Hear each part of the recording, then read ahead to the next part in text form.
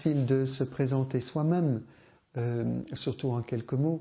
Je voudrais simplement souligner que je ne vais pas parler simplement comme un théoricien. Certes, j'ai travaillé sur Dan Brown, puisque nous allons parler de lui.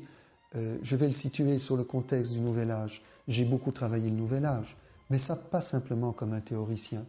Si je me suis intéressé à ces choses, c'est parce que dans ma jeunesse, j'approche la soixantaine, maintenant je fais partie des vieux, mais il y a 30 ans, quand j'avais 20 ans, alors que je faisais de la recherche scientifique, je travaillais en recherche en chimie nucléaire, j'ai été emporté par ce grand mouvement de contestation que l'on appelle en France mai 68, et alors que jusque-là j'étais croyant, pratiquant et heureux avec Jésus, j'ai cru qu'il me fallait lâcher la béquille religieuse pour vivre d'une façon authentique. Après un petit temps de tentatives stériles, où je voyais bien que je perdais le sens de ma vie, j'ai voulu reprendre un chemin de vie spirituelle, de quête spirituelle. Mais je ne me suis pas tourné vers le christianisme, je me suis tourné vers l'hindouisme, parce que c'était l'époque où les gourous hindous avaient envahi l'Hexagone, la France, et je me suis engagé dans la méditation transcendantale. J'ai été rejoindre le gourou, Maharishi Mahesh Yogi, qui m'a pris d'affection, c'était réciproque. Et puis surtout, moi, je voulais jusqu'au bout de ce chemin. Je voulais rencontrer Dieu, en quelque sorte. Et il a accepté que je devienne brahmacharya. C'est une des formes de vie monastique de l'hindouisme. Et j'ai pu passer avec lui, pratiquement durant 4 ans, j'ai cheminé avec lui, et j'ai pu passer de longs séjours dans son ashram, dans les hauts Himalayas, où j'ai pu approfondir l'hindouisme et le bouddhisme, et aussi bien théorique que pratique.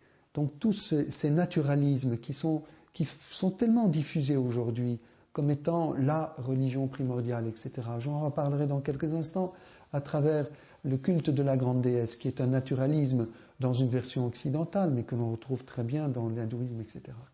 Et c'est là-haut, dans ce contexte-là, que Jésus est venu me chercher, que j'ai vécu une expérience de conversion, que j'ai découvert que celui que je cherchais au bout du monde, le Seigneur Jésus, m'avait accompagné fidèlement et qu'il attendait simplement, je dirais humblement, que je veuille bien me retourner vers lui.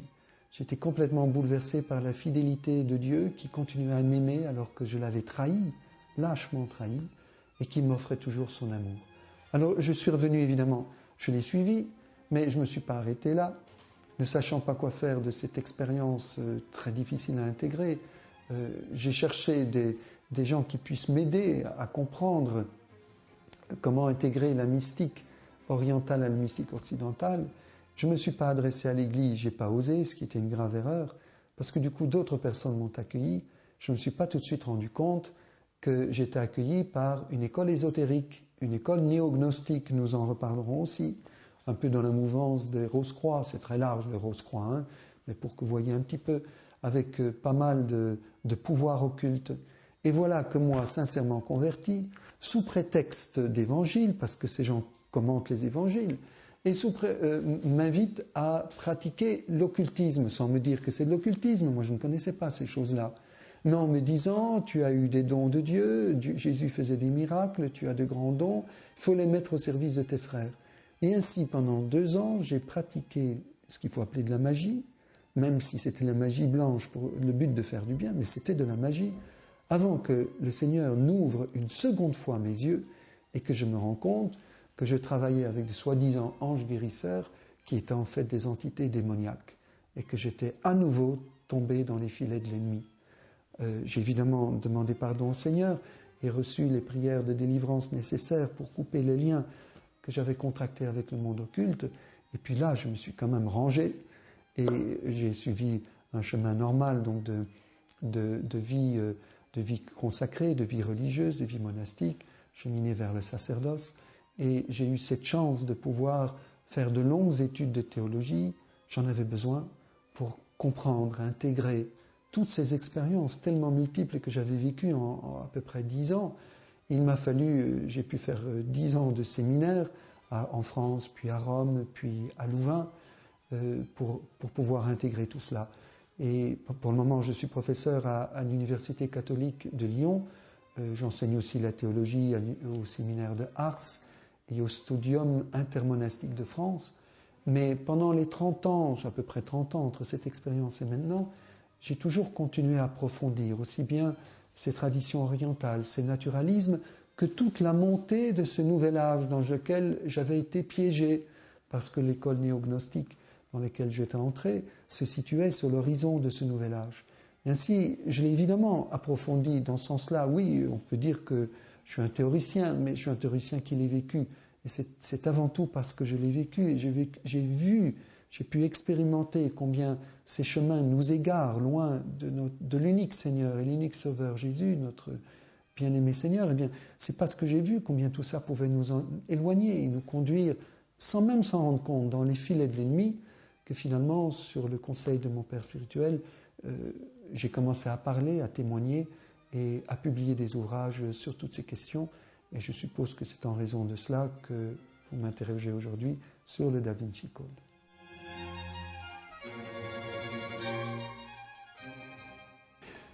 Je crois qu'il faut relever ce défi parce qu'il est différent des autres défis que le christianisme a dû relever. Il y a eu des interrogations intellectuelles où on a mis en cause les fondements du christianisme, mais où, en réfléchissant, les chrétiens avaient des arguments pour répondre. Il y a eu des temps dans l'histoire où on s'est moqué du christianisme. Aujourd'hui, c'est autre chose. On jette le soupçon sur le christianisme, avec une accusation diffuse qui est très grave, parce qu'elle est contraire aux événements de l'histoire.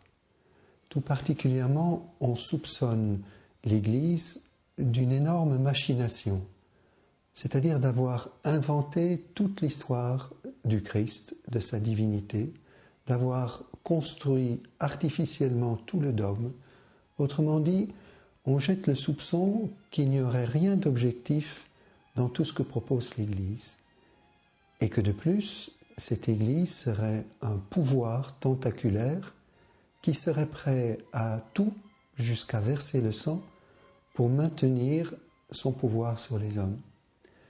Cette politique du soupçon est très grave, parce que quand on relit l'histoire du dernier siècle, nous gardons tous à la mémoire, en tout cas en Europe, des événements dramatiques que l'on appelle la Shoah, à savoir l'extermination de millions de Juifs par un système politique totalitaire, le nazisme. Or, un jésuite français a bien mis en évidence comment la politique de Hitler pour préparer le peuple allemand à la Shoah, à l'extermination des Juifs, la politique d'Hitler, la méthode qu'il a mis en place, c'est exactement celle du soupçon. On accuse l'Église de faire un grand complot pour maintenir son pouvoir. Et ainsi, c'est un peu ce qu'Hitler faisait. Il jetait le soupçon sur les Juifs qui auraient mis la main sur les arts, qui auraient mis la main sur la science. Et c'est ce qu'on retrouve dans le Da Vinci Code. Le Vatican, ou disons le christianisme, surtout le catholicisme, aurait mis la main sur le monde des artistes.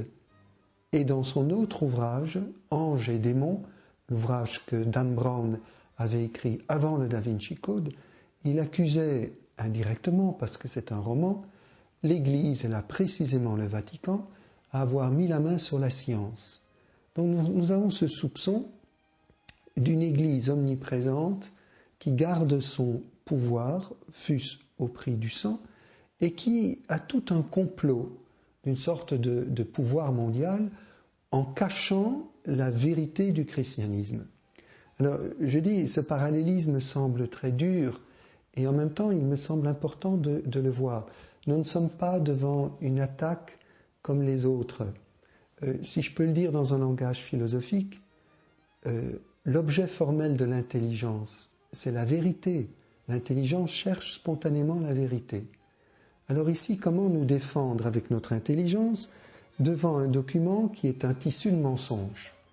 Donc la première étape à faire, c'est de restituer la vérité. Si bien que le Da Vinci Code est une extraordinaire occasion pour nous chrétiens de faire une catéchèse, de redire au monde, attention, voilà ce que dit Dan Brown dans son roman, mais voilà ce que l'histoire dit. Je ne dis même pas les chrétiens, parce que les chrétiens sont des croyants qui sont situés, mais les historiens, voilà ce qu'ils disent. Dan Brown ment. Et le mensonge, nous savons bien d'où il vient. Jésus le dit, le père de mensonge est homicide dès les origines. Si nous continuons sur un chemin de mensonge, nous savons très bien que le mensonge conduit à la mort de l'une ou l'autre façon. Alors, la comparaison avec la Shoah peut paraître trop dure, mais je répète que c'est un jésuite dans une revue Esprit et Vie, une revue quand même reconnue en France, qui a osé faire ce rapprochement et qui dit il faut que l'Église réagisse pour ne pas laisser l'opinion mondiale, ne pas laisser s'installer dans l'opinion mondiale un soupçon contre l'Église, car cela va conduire à la conclusion il est urgent pour le bien des générations futures de débarrasser le monde de cette Église qui complote contre nous. Évidemment, c'est un fantasme complètement fou, mais attention, quand je vois le développement dans ces dernières années de l'antichristianisme, je me dis que c'est effectivement vers ce genre de réflexe que nous allons. Le livre suscite un réflexe de défense, de protection et donc d'attaque contre l'Église.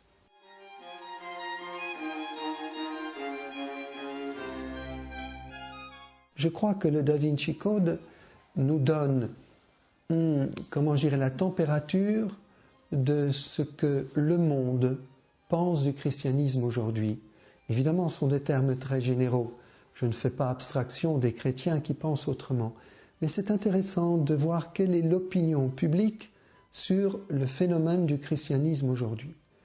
Et quand même, il y a quelque chose d'étonnant là, qu'au début du 3e millénaire, cet antichristianisme, et je le répète, c'est avant tout un anticatholicisme, soit aussi virulent, aussi agressif et surtout aussi explicite, est quelque chose d'étonnant. Eh bien, ma thèse, c'est que si Dan Brown avait publié cet ouvrage il y a 50 ans, il n'aurait pas eu ce succès. Les gens auraient agi négativement. Ils n'étaient pas prêts à entendre de tels mensonges sur le christianisme. Mais lorsque je regarde ce qui s'est passé dans les 50 dernières années, et disons maintenant encore beaucoup plus proche, dans les 10 dernières années, je souligne 2 bouquins qui sont sortis. L'un dans les années 83, qui est une première tentative de jeter le soupçon. Et les auteurs, ce n'est pas la peine de dire leur nom, c'est un bouquin anglais, les auteurs posent comme hypothèse, ils ne prétendent pas qu'ils ont raison, mais ils posent comme hypothèse que Jésus aurait épousé Marie-Madeleine. À l'époque, dans les années 83, ce livre avait suscité de la surprise, de l'étonnement et un peu de scandale et beaucoup de critiques. 10 ans plus tard, un peu plus, en 96, un autre bouquin qui, lui, ne pose pas comme une hypothèse, mais affirme que Jésus et Marie-Madeleine pratiquaient ensemble la hiérogamie. C'est un mot grec qui signifie la prostitution sacrée. Nous aurons l'occasion de voir ce que cela signifie. C'est dans le contexte d'un rituel naturaliste, ésotéro-occultisme en quelque sorte. Donc Jésus pratiquait de l'occultisme de type tantrique avec Marie-Madeleine. Il ne pose pas comme hypothèse, il l'affirme. Le premier bouquin avait suscité la surprise, le deuxième devient un best-seller, a beaucoup de succès. Et 10 ans après, en 2003, Dan Brown sort le Da Vinci Code et plus personne ne s'y oppose. Vous voyez comment progressivement on a préparé la mentalité de nos contemporains à accepter l'inacceptable, parce que c'est du pur mensonge qui ne s'appuie sur rien d'objectif. Et Dan Brown prétend qu'il ne fait que restituer au grand public une vieille théorie sur le christianisme. C'est complètement faux. Mais on dit en français, mentez, mentez, il en restera toujours quelque chose. Ce que j'essaie de montrer, c'est qu'il y a une manipulation de l'opinion qui nous conduit à accepter cela. Et je dirais l'avantage du Da Vinci Code, c'est que au moins les choses sont dites clairement. Jusque-là, c'était souterrain. Maintenant, c'est dit au grand jour, donc nous pouvons réagir. Si nous avions réagi avant, on aurait dit « vous êtes paranoïaque, vous voyez des ennemis partout ». Aujourd'hui, nous ne les voyons pas partout. Le livre se vend en 33 millions d'exemplaires. Donc nous avons le droit et le devoir de réagir et de restituer la vérité. Alors je dirais que cette manipulation que j'ai suggérée dans les 15-20 dernières années, il faudrait remonter bien plus haut pour voir cette longue préparation qui conduit à l'antichristianisme explicite d'aujourd'hui est préparée depuis à peu près un siècle et demi à peu près.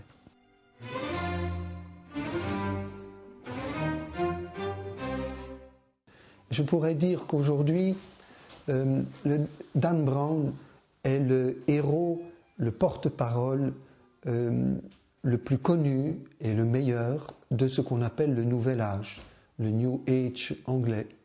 Car les thèses qu'il défend dans son Da Vinci Code, et je pourrais ajouter le Angels and Demons, les anges et démons, ce sont les thèses fondamentales du mouvement du Nouvel Âge. Aussi, je dis en général, je ne crois pas que ce soit Dan Brown qui soit intéressant. Il est intéressant parce que justement, il présente très clairement les axiomes du Nouvel Âge. Mais à travers le Da Vinci Code, à travers cet auteur particulier, c'est avant tout, nous chrétiens, nous devons prendre conscience d'un phénomène beaucoup plus large que l'on peut appeler un nouveau paradigme. C'est-à-dire, le paradigme, c'est un petit peu le périmètre à l'intérieur duquel nous réfléchissons quotidiennement. Alors nous avons des points de repère quand nous réfléchissons. Et ces points de repère, eh bien aujourd'hui, ils sont occupés à changer.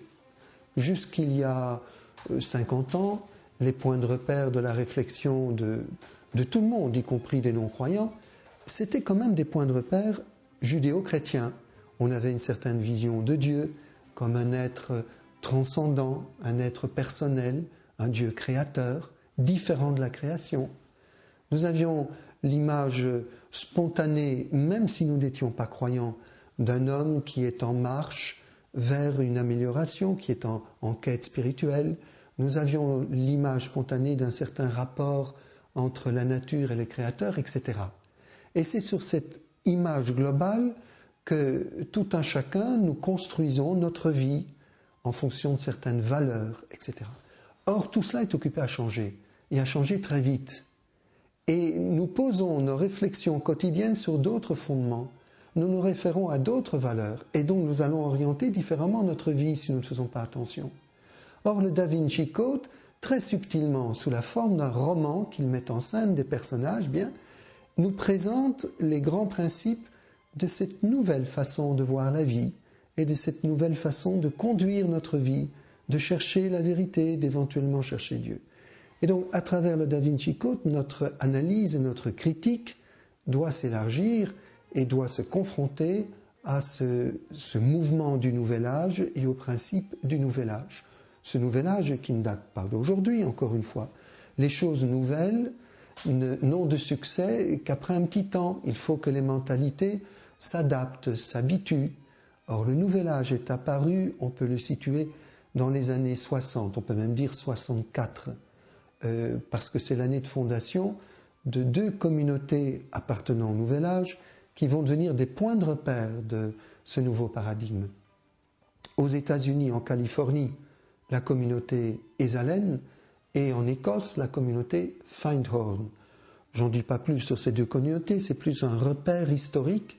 C'est un petit peu le moment où le Nouvel Âge est apparu au grand jour. Mais entre le moment où il commence au grand jour à diffuser ses doctrines et le moment où ces doctrines sont absorbées par vous et moi, enfin j'espère que non, parce que nous sommes chrétiens, nous avons d'autres références, mais je veux dire, par le grand public, il faut un demi-siècle, à peu près. Or voilà, le compte est bon, un demi-siècle plus tard, 64-2003, vous voyez, c'est à peu près 50 ans, à une année près, Dan Brown peut maintenant, dans un roman, redire les mêmes principes qui avaient été lancés dans les années 60, qui avaient provoqué de l'étonnement et qui n'avaient pas tout de suite suscité l'unanimité. Aujourd'hui, 50 ans plus tard, ça y est, l'unanimité est acquise, ce qui montre que nous avons basculé dans un nouveau paradigme. D'où, pour nous chrétiens, c'est extrêmement important. D'abord pour notre foi, parce que si, sans le savoir, nous adhérons à ce nouveau paradigme, c'en est fait de notre foi. Peu à peu, nous allons dériver vers ces naturalismes qui ne sont pas chrétiens, qui sont même antichrétiens. Et c'est deuxièmement, c'est important pour notre mission d'évangélisation, car quand nous annonçons Jésus-Christ dans un monde qui ne reconnaît plus les repères de l'Évangile, il faut expliciter bien plus aujourd'hui les repères de l'Évangile et les poser face à la mentalité contemporaine. Ce qui n'était pas nécessaire il y a 50 ans. Tout le monde réfléchissait dans cette ambiance chrétienne. On avait spontanément des repères, des réflexes. On ne les a plus aujourd'hui. Aujourd'hui, nous sommes obligés d'expliquer qu'est-ce que nous entendons par Dieu, qui est Jésus-Christ, qu'est-ce que cela veut dire Jésus, Fils de Dieu, etc., etc. Donc c'est un travail important que nous avons à faire d'appropriation de notre foi pour en vivre personnellement et pour, comme demande Saint Pierre, savoir rendre compte de l'espérance qui nous habite aux hommes qui cherchent aussi la vérité et la vie.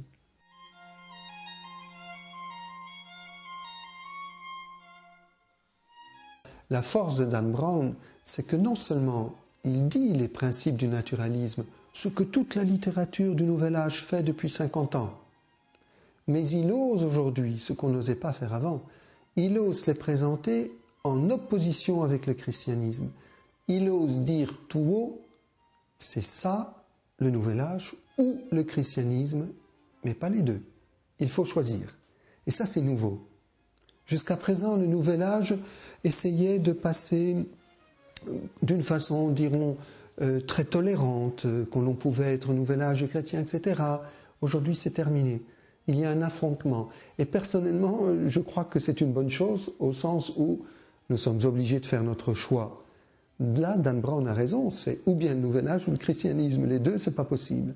Mais le fait qu'il ose le présenter ainsi, à mon avis, signifie que le Nouvel Âge a conscience qu'il est devenu un nouveau paradigme, qu'ils sont très conscients d'être très forts, d'avoir des adhérents nombreux dans le monde entier, et on passe à une étape suivante, de repousser le christianisme qui est trop encombrant. Alors voyons ces grands principes, Dan Brown les présente ainsi. Toute la trame du bouquin, c'est autour du culte de la grande déesse. Jacques Sommières est assassiné, le conservateur du Louvre, est assassiné. Nous savons, nous cherchons le coupable, et au fil du roman policier, nous découvrons que le coupable est un moine de l'Opus Dei. Vous savez que l'Opus Dei n'a pas de moine, mais ça n'a pas d'importance. Un moine de l'Opus Dei, c'est-à-dire l'Église chrétienne. Et que l'Église chrétienne, c'est le Vatican qui commandite finalement le meurtre, a tué cet homme parce qu'il est le grand maître d'un prieuré de Sion, c'est-à-dire une école occulte, qui veut protéger un secret et promouvoir le culte de la grande déesse. L'Église essaie de détruire le culte de la grande déesse qui est gardé par le prieuré de Sion. L'affrontement est immédiatement mis en place. Il y a d'un côté une Église patriarcale, rien que des hommes, dure, sanguinaire puisqu'elle est prête à tuer, et qui attaque le culte de la grande déesse. Qu'est-ce que c'est que ce culte de la grande déesse? Lorsque nous regardons plus près, il s'agit d'un naturalisme. Alors j'explique les termes à mesure que je les emploie.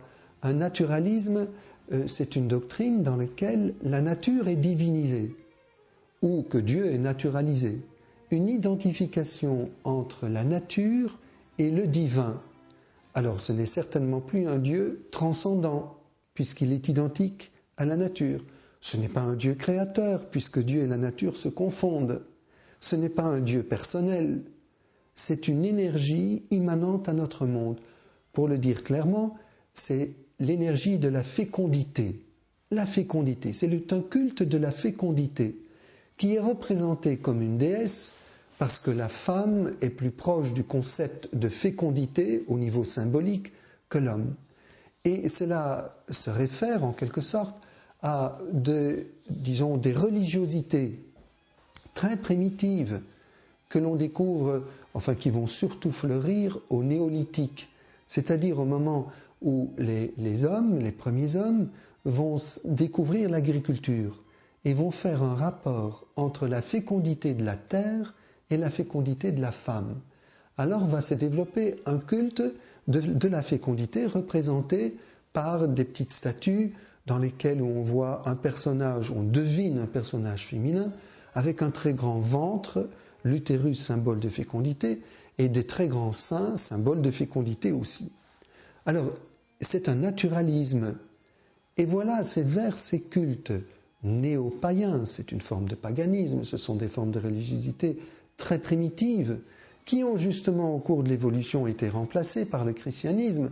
Voilà que Dan Brown et le Nouvel Âge essaient de promouvoir un retour vers ces naturalismes, vers une adoration de la divinité, des énergies de fécondité de la nature, adoration d'un divin immanent, mais un divin qui est à l'intérieur de l'homme aussi.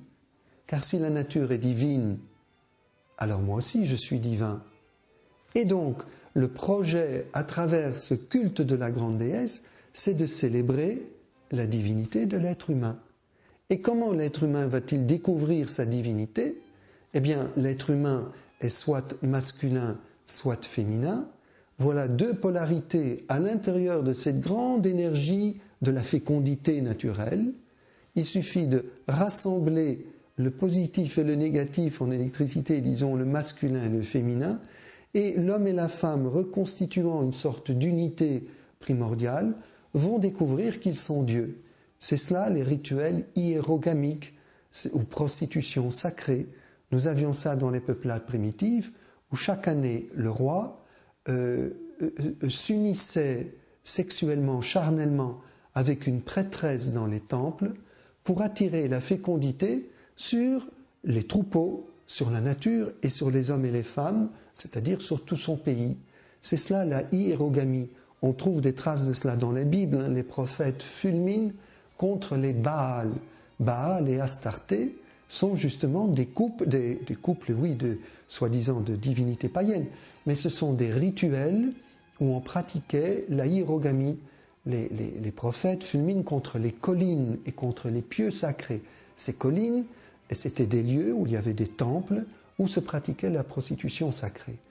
Or voilà que notre Dan Brown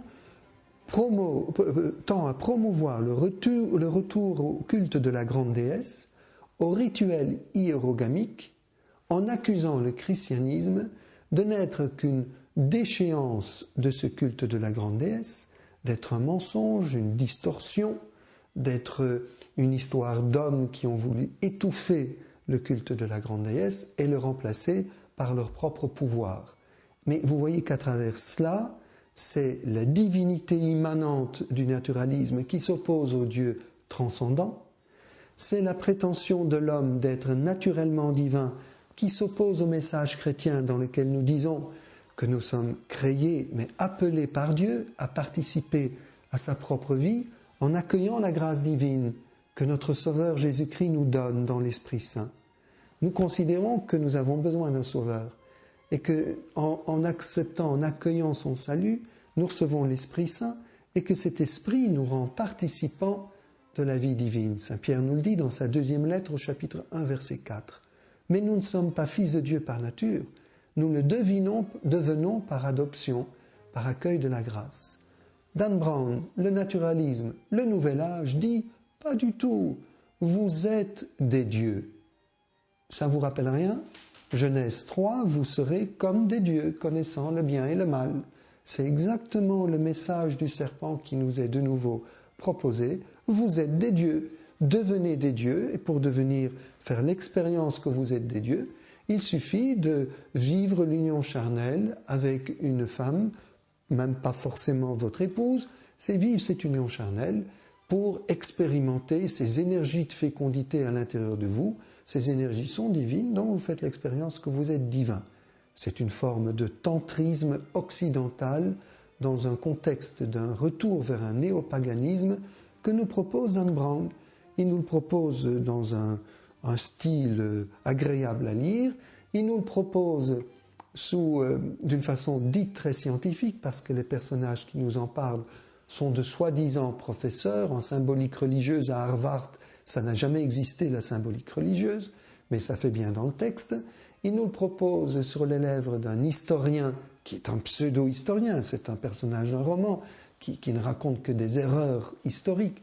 Mais tout cela est tellement bien amené que les lecteurs aujourd'hui croient sur parole ce qui est écrit et font du Da Vinci Code un livre de théologie. Ça peut paraître aberrant, mais j'ai entendu qu'effectivement on dit que c'est un livre de théologie pour le grand public, alors que ce n'est qu'un tissu de mensonges qui n'a aucun fondement.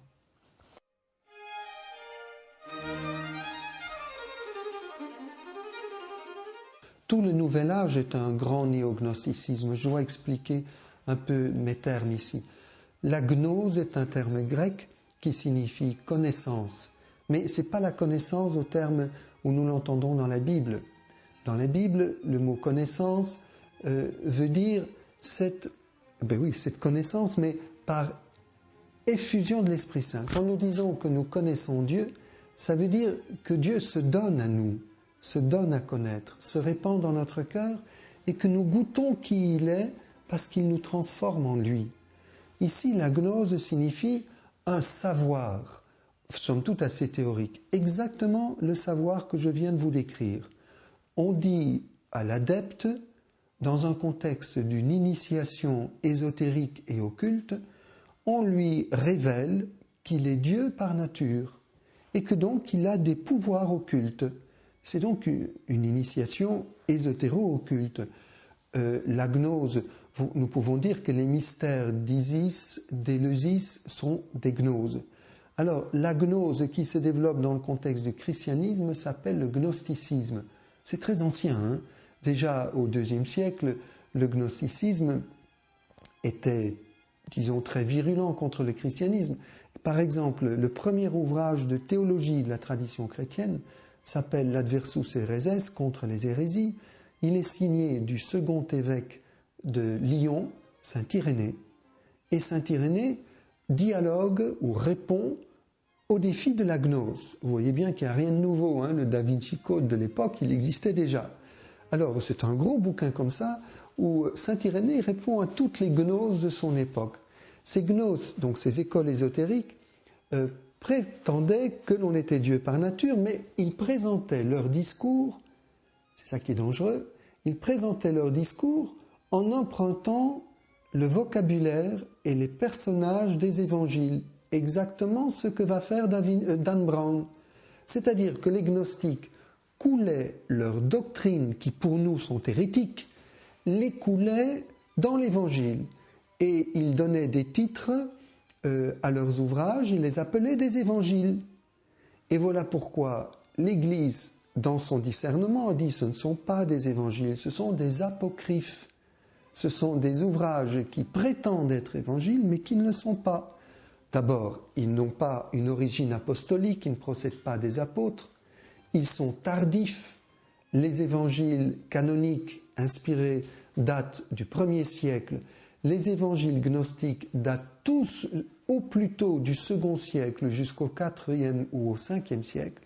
Et troisièmement, la doctrine de ces évangiles, de ces soi-disant évangiles gnostiques apocryphes, n'a rien à voir, vous m'entendez, rien à voir avec les évangiles canoniques. Et on a des discussions très intéressantes où Tertullien reproche explicitement aux gnostiques et leur dit « mais vous n'avez pas le droit de prendre le titre d'évangile, vous n'avez pas le droit d'extraire ainsi des phrases de l'évangile pour les interpréter de votre manière et d'ajouter vos documents, vous n'avez pas le droit de glisser vos doctrines hérétiques dans notre message. » Tertullien le disait déjà, c'est ce que nous essayons encore de dire aujourd'hui. Ça s'est fait tout au long de l'histoire du christianisme. Vous savez, il n'y a rien, je répète, rien de nouveau, sauf qu'ici, l'affrontement est de nouveau très direct. Et que Dan Brown prétend s'appuyer sur ces évangiles gnostiques apocryphes pour justifier ce qu'il raconte dans son ouvrage.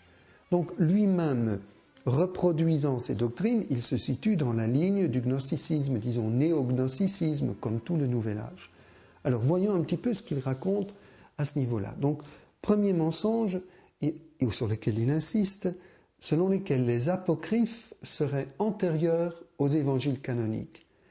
Même un non-croyant qui est scientifique, vous dira non, c'est faux. Les évangiles apocryphes datent tous, je dis, les plus anciens sont le IIe siècle, la plupart 3e, 4e, voire 5e siècle. Donc l'antériorité, c'est bien les canoniques. Bien. Alors, deuxième point, il prétend à partir de là que les gnostiques étaient antérieurs, et il dit que les évangiles canoniques sont des anciens évangiles apocryphes que l'Église de Pierre a transformés. Je viens de vous dire que nos évangiles sont antérieurs, donc cet argument tombe complètement. Mais quelle est la visée de notre Dan Brown? Au fond, il essaie de dire que c'est, et il le dit explicitement d'ailleurs, il dit que c'est Constantin qui aurait fondé le christianisme.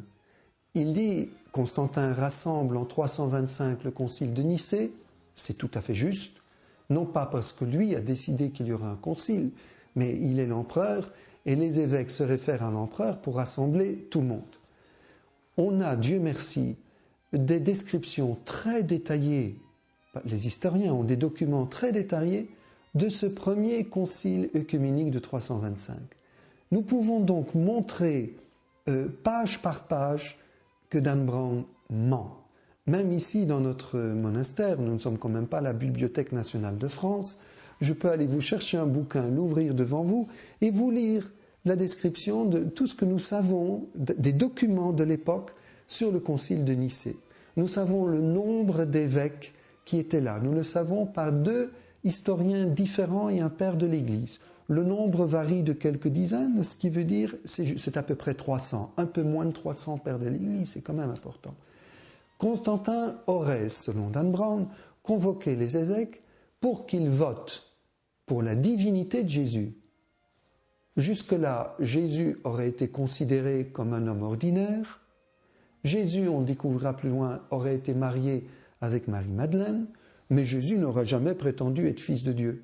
Il n'y avait pas de christianisme, selon Dan Brown, il n'y avait pas de christianisme avant Constantin, avant le concile de Nicée. Et c'est Constantin qui aurait fait voter la divinité de Jésus. Dan Brown précise que le vote a été serré. Maintenant, je lis mes livres d'histoire et qu'est-ce que je vois?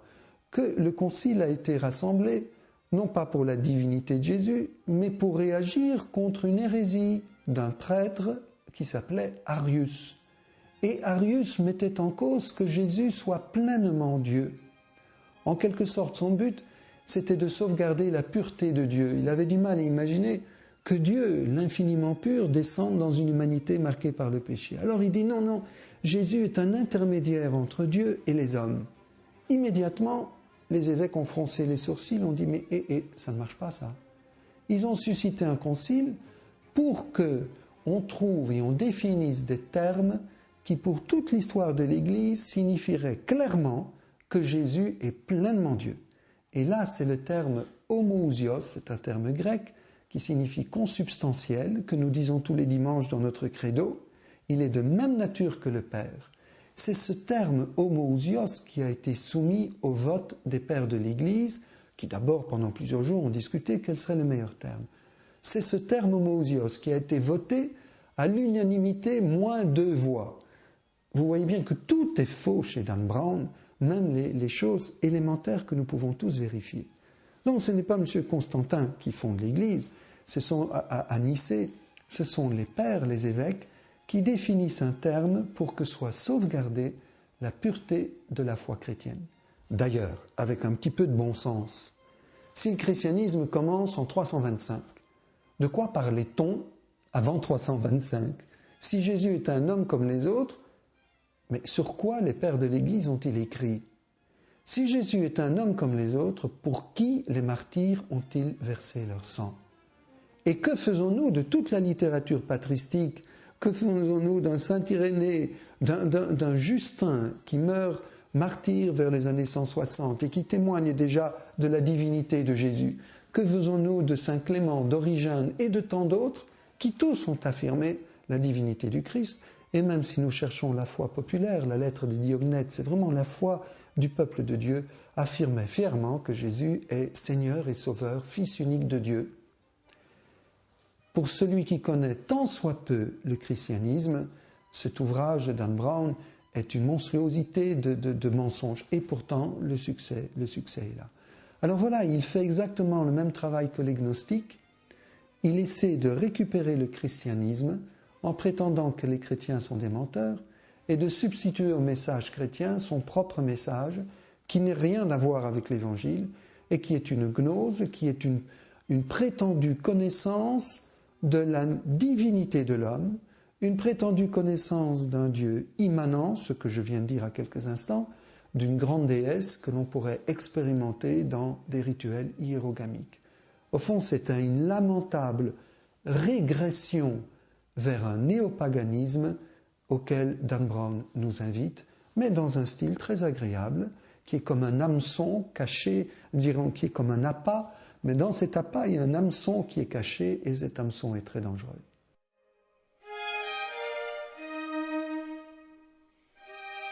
L'accusation de Dan Brown, c'est qu'il y aurait deux églises.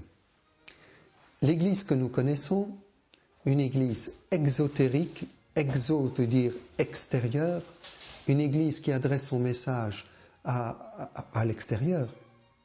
Et cette église, ce serait l'église de Pierre. Une église, on dit en français macho, c'est-à-dire rien que des hommes, et qui s'oppose à une église ésotérique, secrète, mais qui aurait au conditionnel, gardé la vraie doctrine de Jésus.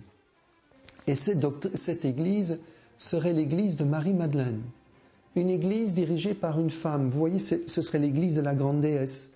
Je vous parlais d'un naturalisme qui s'opposait au christianisme. Alors la subtilité, c'est de dire, c'est une seule église, l'église du Christ, qui aurait été un naturalisme, et Pierre, jaloux de Marie-Madeleine, jaloux de la place que Jésus donnait à Marie-Madeleine, Pierre aurait fait une scission et aurait instauré une église patriarcale masculine. Cette église masculine se serait insurgée contre le culte de la grande déesse et aurait accusé, aurait diabolisé toute référence à la femme pour le remplacer par une religion paternaliste. Voilà la théorie de Dan Brown. Regardons-nous un peu maintenant sérieusement, historiquement, de quoi il s'agit. J'ai déjà commencé à en parler, donc je vais reprendre rapidement. Je vous ai parlé qu'au moment du néolithique, c'est-à-dire quand l'humanité se sédentarise et qu'elle découvre l'agriculture et commence à constituer des petites villes, je vous ai dit qu'à ce moment-là, le culte de la grande déesse va avoir plus d'extension. Avant cela, au paléolithique, lorsque les hommes sont encore des chasseurs nomades, contrairement à ce que notre Dan Brown suggère, ce n'est pas la grande déesse qui est la figure dominante. Dan Brown suggère que cette religion de la grande déesse est la religion primordiale. C'est faux. On a découvert maintenant que dans les rassemblements de ces peuples nomades, il y avait, je dirais, le coin des femmes avec les statues de divinités féminines, et il y avait le coin des hommes avec des représentations viriles, d'un dieu viril masculin. On sait par exemple que les chamans, qui est une des formes les plus primitives de religiosité, avaient des rites initiatiques réservés aux hommes. Donc au départ, il y avait quand même une complémentarité. Puis il y a une domination de la figure féminine. Mais ça n'a pas duré éternellement, enfin, pas jusqu'à nos jours. Dès le 3e millénaire, avant notre ère, avant le christianisme, au moment de la constitution des grandes royautés, des grands empires, par exemple les Sumériens, c'est un des premiers grands empires, les Sumériens vont invoquer des dieux célestes masculins, on dit des dieux ouraniens, alors que les dieux de la terre féminins sont tectoniques. Les Sumériens vont instaurer une toute autre, on va revenir, c'est là en fait que la grande déesse va être détrônée par des dieux masculins. C'est facile à comprendre pourquoi. Le roi a besoin d'assurer son autorité en se référant à un dieu. Il reçoit son autorité d'un dieu. Ajoutez à cela que lorsque les peuples indo-européens vont descendre du nord et envahir tout le bassin méditerranéen, ces peuples indo-européens ont eux aussi des dieux ouraniens. Et c'est ainsi que le dieu masculin va dominer. Mais restons avec les Sumériens. J'ai dit 3e millénaire avant notre ère. Si vous avez un peu une idée du déroulement de l'histoire sainte, vous savez bien que c'est l'époque où Abraham va entendre l'appel de Dieu et que lui dit Dieu, va, pars, quitte ton pays. Quel est ce pays? Our en Chaldée, c'est le pays des Sumériens. Donc Abraham est appelé par Dieu alors que les Sumériens ont déjà détrôné la grande déesse et l'ont remplacée par leur dieu masculin. Donc quand Dan Brown accuse les chrétiens d'avoir détrôné la grande déesse et remplacé par leur dieu père, mais je suis désolé, monsieur Dan Brown, mais ce n'est pas les chrétiens, ça pourrait éventuellement être les juifs.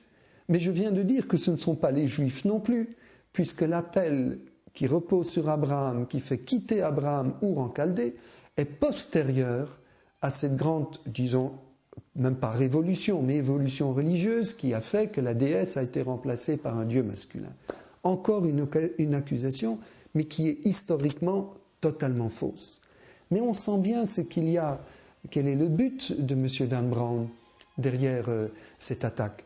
S'il prétend qu'au début il y avait une figure féminine et que le christianisme l'a renversée pour installer son pouvoir, vous sentez bien que la réaction spontanée d'un lecteur qui ne sait pas tout ce que je vous ai raconté, c'est de dire « Ah ça c'est choquant, il faut absolument chasser ces chrétiens qui ont remplacé l'authentique déesse par leur dieu père, castrateur, comme on dirait en psychologie, etc. » On jette un soupçon, on provoque une réaction scandalisée et on se dit il faut éliminer ces usurpateurs. On considère que le christianisme a usurpé le pouvoir qui revenait à la grande déesse.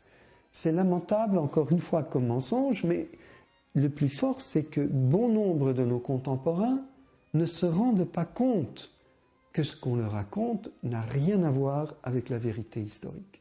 Alors pour nous, c'est important. Je fais maintenant une étape de plus. Est-ce que le christianisme, j'ai essayé de bien dire que ce débat entre le Dieu mâle et femelle est antérieur au christianisme, nous allons continuer un autre type de raisonnement ensuite.